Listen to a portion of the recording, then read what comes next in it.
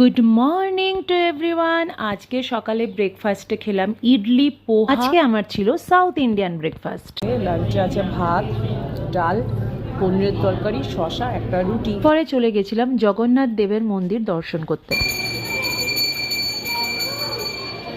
ওদের বলেছি যে আমার জীবনের শত কষ্ট, তবু আমি ঈশ্বরকে মানি, আমি আস্তিক, আমি ভগবানে বিশ্বাস করি এবং তিনি আমাকে যা যেটুকু দিয়েছেন তার জন্য আমি তাকে সবসময় ধন্যবাদ জানাই।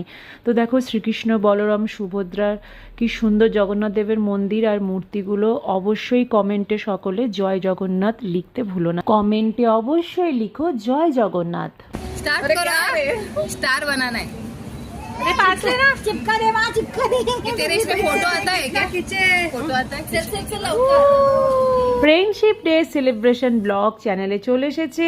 তোমরা অবশ্যই দেখে জানিও তোমাদের কেমন লাগলো। Bye bye.